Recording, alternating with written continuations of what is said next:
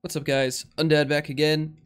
Today, we're going to take a look at some of the new stuff that was released in yesterday's beta build. We're just going to look at rogue additions for right now, because it's the only it's only class I've really played enough to have a good handle on what new stuff is going to do to affect the class.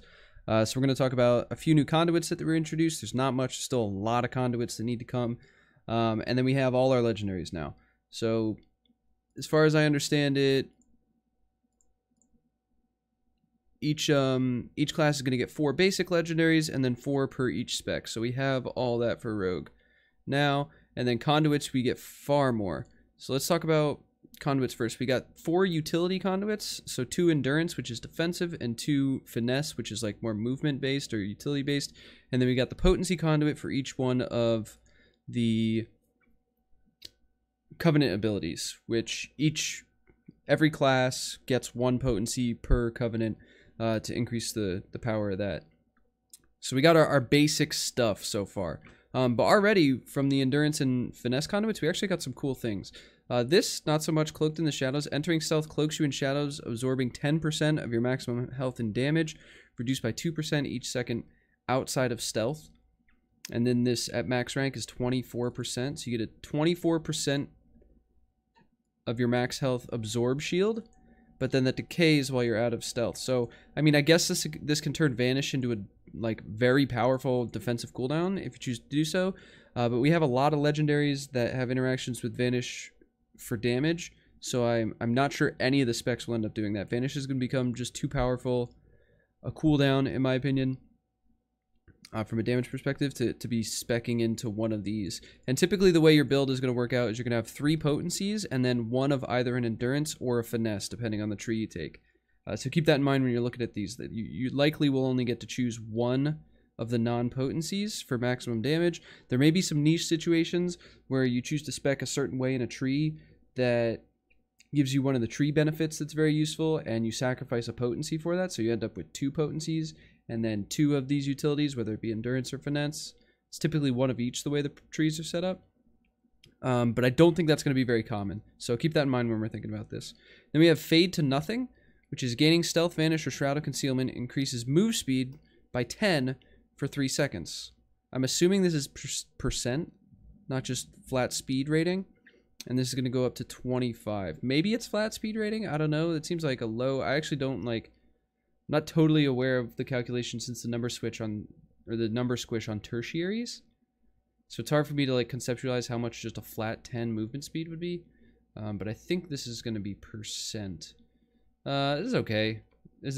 I don't think you ever take this. Maybe for questing, if you want to be stealthing around. Maybe if you're in the maw. So in the maw where I am right here, you can't mount. So you just pop in and out of stealth and gain a bunch of move speed for 3 seconds, and then just leave stealth and then pop into stealth, and that's how you get around the mall. Yeah, that's cool. Once a week you can do that. Super. Yeah, this will probably be just not used. Energy cost of Faint and Crimson Vial reduced by 5. This stacks up to 20. This actually is very good. This has me quite excited. So Crimson Vial's cost is 20.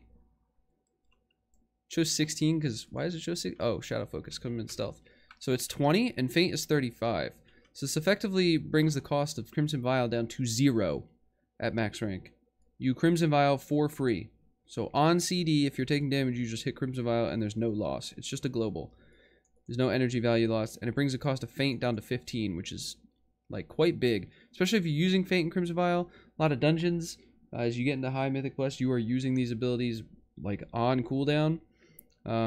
Also opens up the door for just running elusiveness in a lot of dungeons and just slamming Fate on cooldown because it's not that big a DPS loss, and you just literally everything, dots, any sort of damage that isn't AoE that happens to you, where it's targeted ability or whatever, you can just reduce on CD by Faint. This could be very powerful. I expect to be having a lookout for ways to pass soulbind trees into proper soulbinds that you get 3 potency and an endurance, because this looks really good. And then quick decisions, this looks good as well. This actually does look very good. This will likely be very good in PvP as well.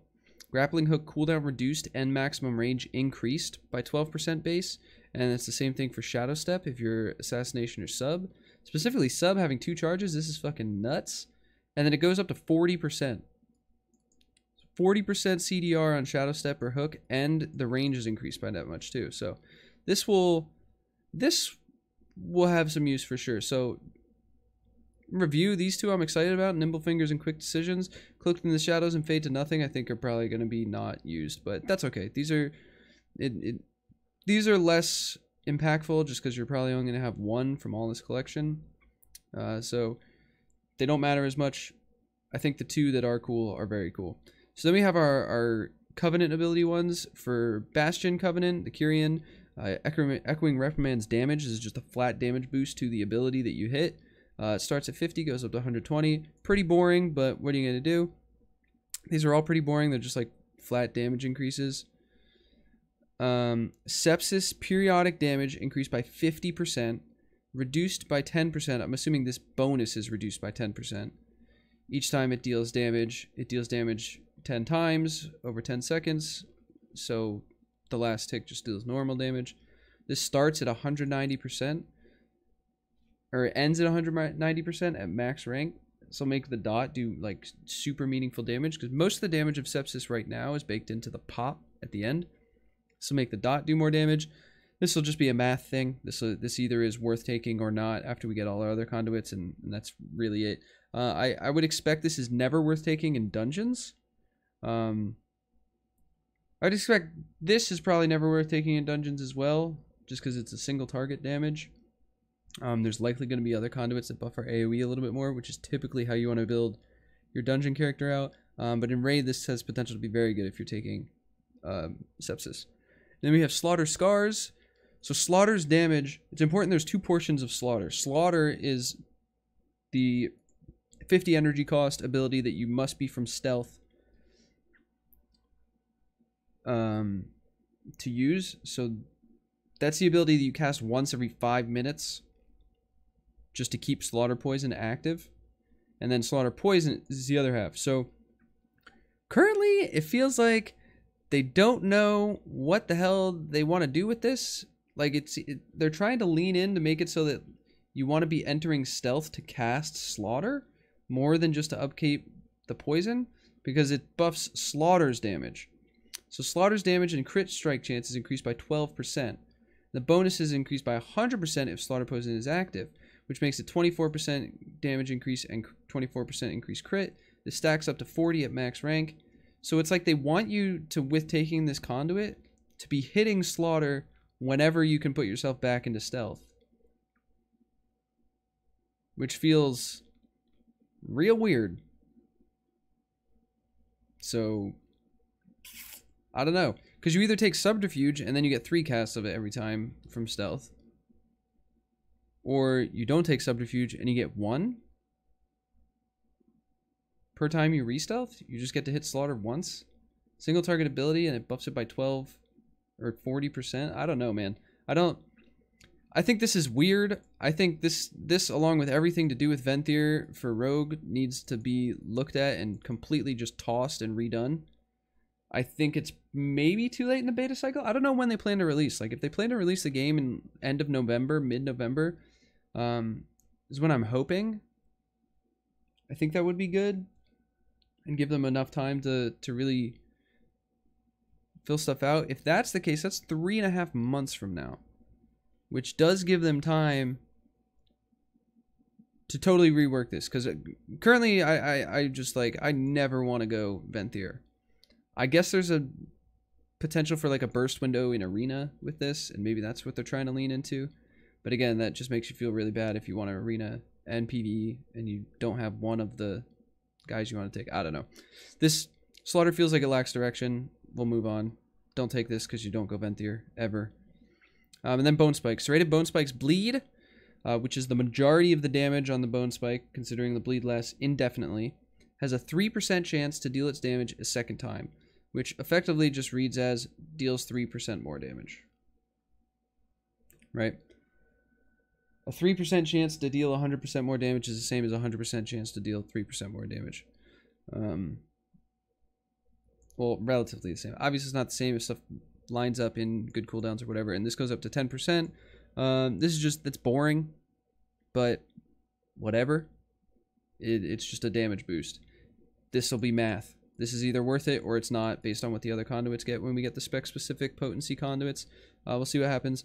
So overall with these conduits, I'm excited for Nimble Fingers, and that's about it. This quick decisions will be cool too. I'm very excited to fuck around with Nimble Fingers and see how it feels, just like slamming Crimson Vials and fainting literally everything and never dying to anything ever. I think this will be a really good conduit.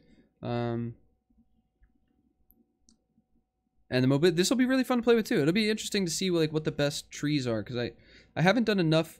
It's been difficult to unlock the Soulbind specifically for Maldraxxus on previous builds of the beta. The campaign's been either broken or just like confusing, and I haven't figured out how to get through to get all the other Soulbinds to look at them. And now it's gonna take more time to see the rest of them because we don't have template characters, but that's like on my list, especially for Rogue, to get done. So then let's look at Legendaries. So these 4 we already knew about. We knew Essence of the Bloodfang. This is just your combo points deal damage or have a chance to put an additional bleed and deals damage and heals the rogue. So far this is extremely undertuned and is basically 0 damage. Will be a nice option. Nice, just like don't have to think about set and forget, do some bonus damage option once it does meaningful damage. I think there's like an off chance Assassination actually likes playing this in Mythic Plus. This will likely not see any play in Raid. And then we have Master Assassin. I still think this is the best legendary that they are going to release. I think if you are not sure about what you're going to do, and these legendaries don't change, and you don't know which spec you want to play, if you want to focus Raid, Mythic Plus, PvP, whatever, you just make this first, because you're going to have to like collect your legendaries, right? Which is part of what I'm doing on beta today, is learning how this process works. You want this. Get this first. It is the most versatile. It has the highest ceiling in my opinion. I think they're going to have a nightmare tuning rogue the entire expansion because they're giving this back. But whatever. We're going to own. I would expect Season 1 that rogue is just oppressively OP in Mythic Plus, because it's going to be very difficult to gauge how powerful this is going to be when you get restelts between packs. And they're not going to want to nerf it to the ground so that it's useless in raids. So it's going to take them a little bit to cycle through and figure out how exactly they want to tune it. Just going by how Blizzard handled tuning previously. So I think this is the move. I think it's going to be nuts. Tiny Toxic Blades is Shiv causes your poisons and bleeds on the target to spread to a nearby enemy.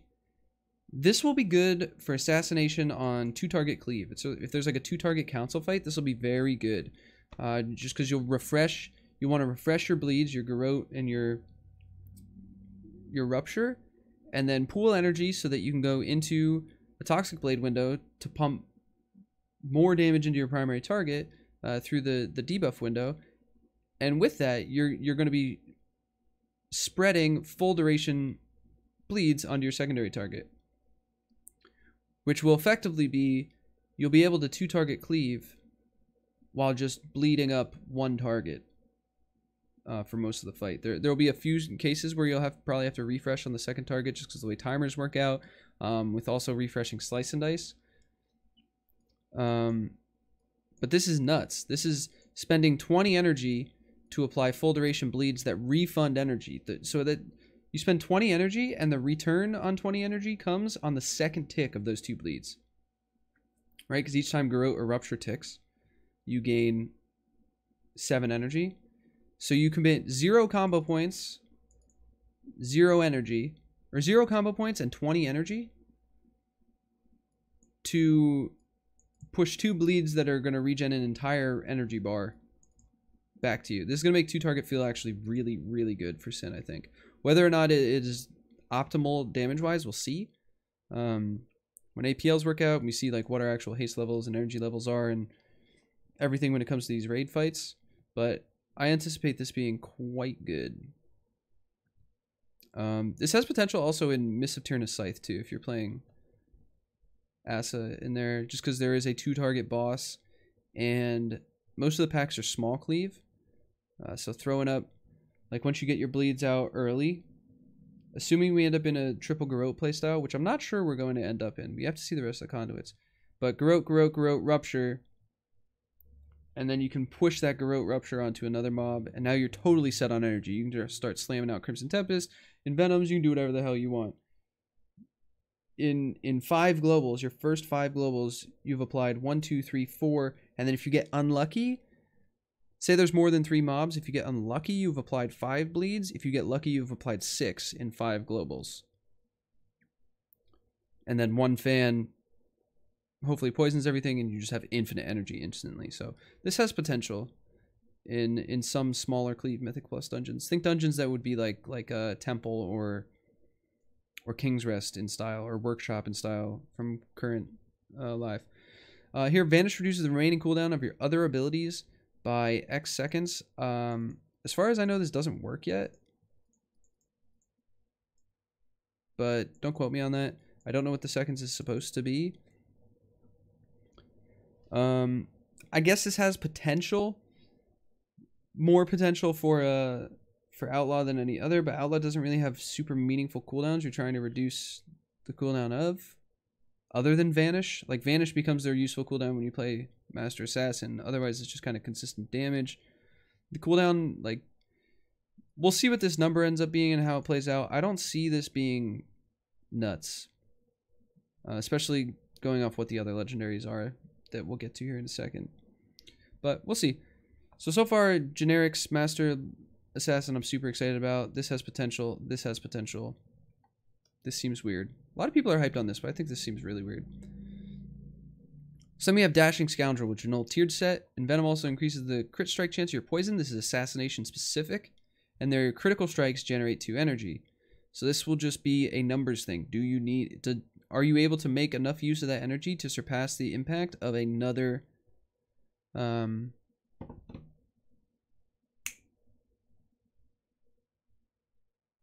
legendary. It's also yet to be seen. We haven't tested this yet because this hasn't been actually working in the game. If the Envenom buff is required in order for the critical strikes to generate 2 energy. That affects the usefulness of this in Mythic Plus significantly. But we'll see. I didn't play... Well, I played a little bit of Rogue and Antorus, but I certainly didn't main Rogue and Antorus, so I don't have... I can't say offhand how this functioned back then.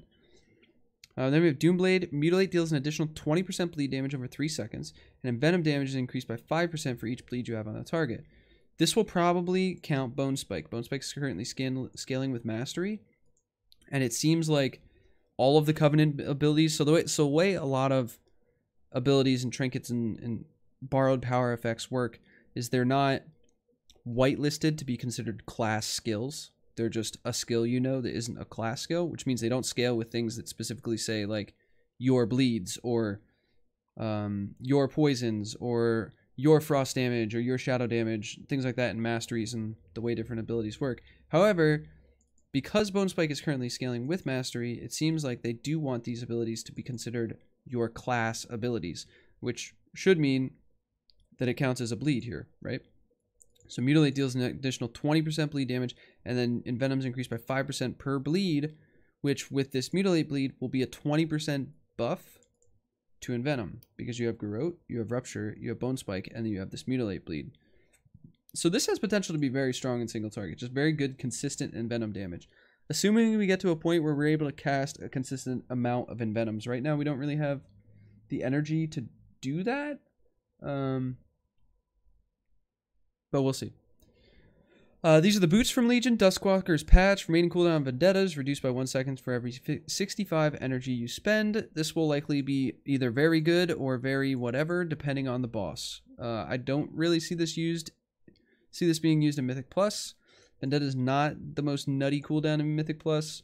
Depends on the dungeon. Some dungeons it's going to be better than others, which maybe you'll see use here. But I expect this to be a raid specific legendary, and it'll depend on timings. Maybe an ad comes out, maybe a burst window comes out, and it's happening more often than every 2 minutes.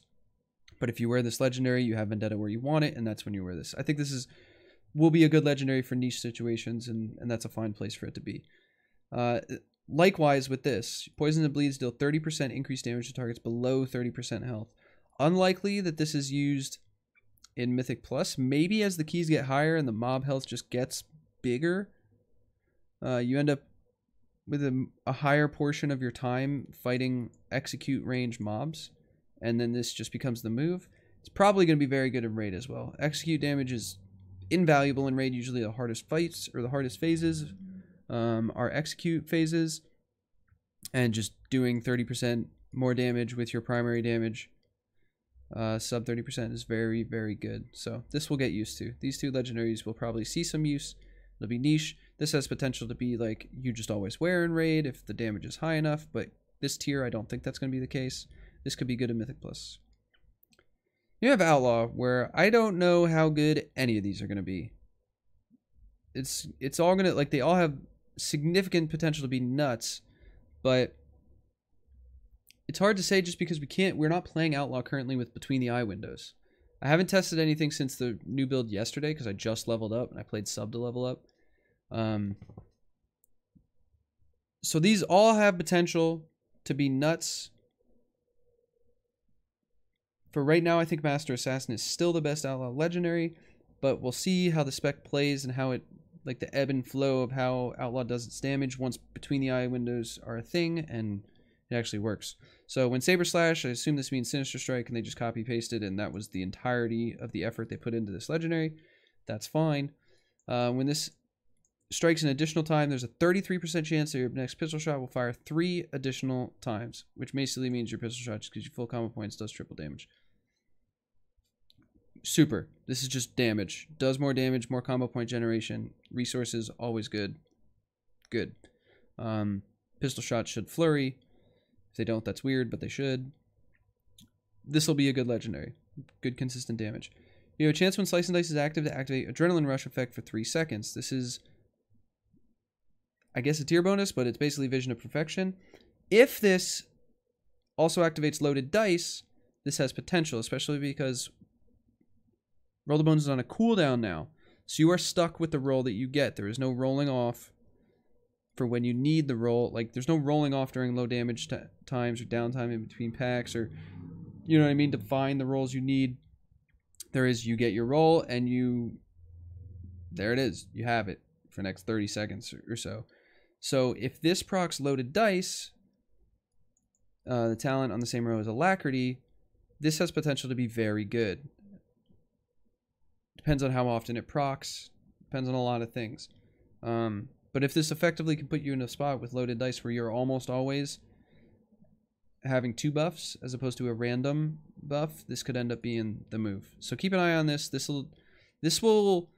We likely won't know the true value of this until like halfway through Season 1, because the APL is probably going to be scuffed in regard to it, just because it's a hard thing to calculate for quite some time. So there may be a world where this sims really poorly and you see a lot of people using it because they figure out that, like, oh shit, this is nuts. And it may also end up being a noob trap. We'll see. Guile Charm. This is the old Bandit's Guile ability. Take advantage of the natural, which is back from Combat Rogue, pre-Outlaw, right? For green, yellow, red phases. Take advantage of the natural ebb and flow of combat, causing your Sinister Strike to gradually increase your damage by up to 30%. Its maximum effect will last for until cancelled, before fading and beginning the cycle anew. Okay. So, how good this is will significantly depend on how it naturally lines up, I think, with Between the Eyes windows, and how much like, maybe the consistent damage without even min-maxing anything about it is just, like, good. So, this we'll have to see. I don't know that this fits the spec right now, because, like, there's not, like, we don't have anything to just continue to generate cooldowns properly, or continue to generate resources properly without using Sinister Strike, right? So there's no way that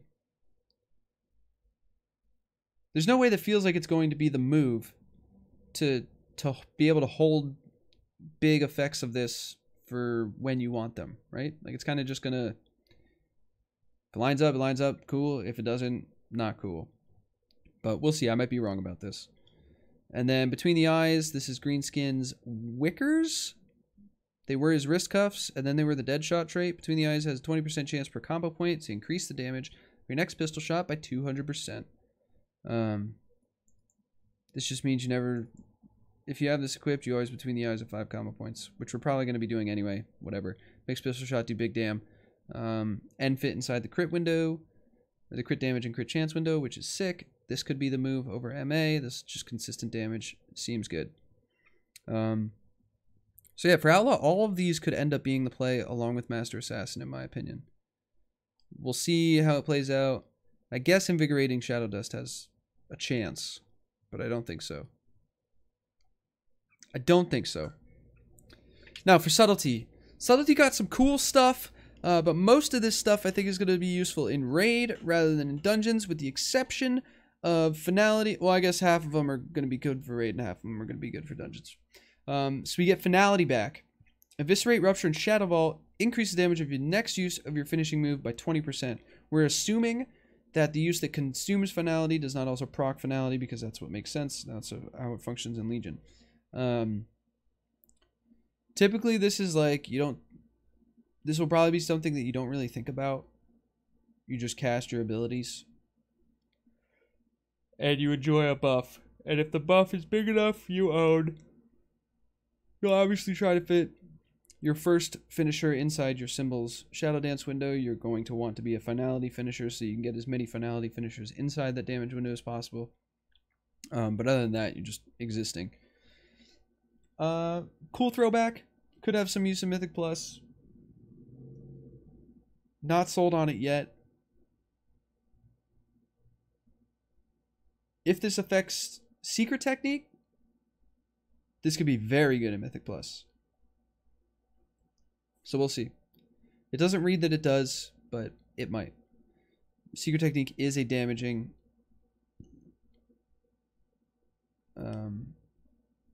whatever you call it, fishing move. Like this could be impacted. So we'll see.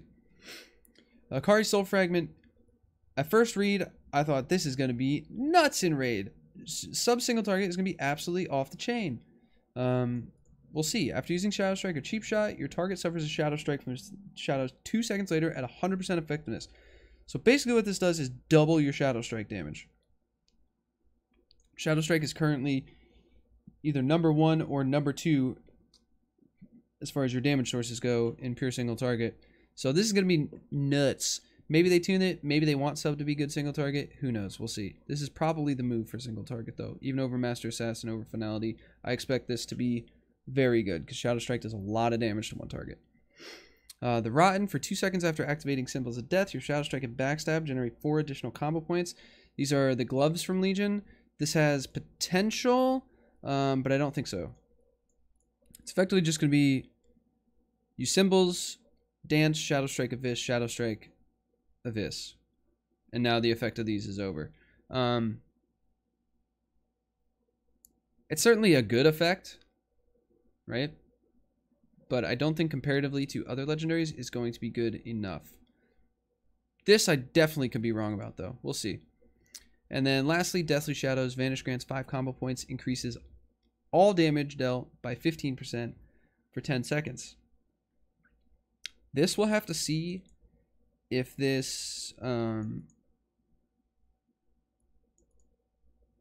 with Sepsis. This could be dope with Sepsis. And this is also on the lookout when we can wear, assuming later in the expansion we're able to wear more than one legendary, which I think will happen. When we can wear Deathly Shadows and Master Assassin, sub is going to ascend. Because you're going to get 5 combo points instantly when you vanish, a 15% damage boost for the next 10 seconds, which will be a Shadow Dance Symbols window, on top of the first 5 seconds having a 100% crit, and then you're likely playing Sepsis if this is the play. So your Sepsis pops 5 seconds later, and the next 5 seconds you also have a 100% crit on top of 15% bonus damage. So right now, I think Master Assassin is going to be more damage than this. But holy shit, if we hit a point where we can play these two together, it's going to be nuts. And very fun to play. I think the Sepsis playstyle is going to be extremely enjoyable if that ends up being a situation that we're in. But for right now, I don't think this is going to be good enough compared to Master Assassin. Master Assassin is effectively, assuming you run a low crit setup, which I think will be the move if you're playing Master Assassin, you'll probably play like Mastery Verse and low crit. Then effectively Master Assassin is like 100% damage boost for 5 seconds versus a 15% damage boost for 10 seconds. I think I'll take the double damage for 5. And they're both proc the same way. The 5 combo points, there's something to be said about that, but we'll see. So those are my thoughts so far. I think Sub uses Master Assassin in Dungeons and Akari Soul Fragment in Raid. I think Outlaw just uses Master Assassin all the time. I actually think that Blunderbuss might be pretty good in Raid, though. I don't know. Master Assassin, I think, is just so freaking good, man. We'll see about Outlaw. And then Assassination has a lot of options. So I'm curious what you guys think, now that you guys have seen this too, other Rogue players. What your thoughts are on these new traits or conduits and legendaries, and what do you think they should add as conduits? I'm curious about that too. So if you have any thoughts, please leave them in the comments below. I'll check them out. Curious about that. If you like the video, please like it, and if you want to see more stuff, I'm gonna be hopefully putting out daily videos for all of beta. There might be a few days I skip depending on what's going on and how long it takes me to level all these damn characters again, to test out all the specs and everything. But please subscribe to the YouTube channel, that way you get notified about all the new stuff I put up every day. All right, peace out.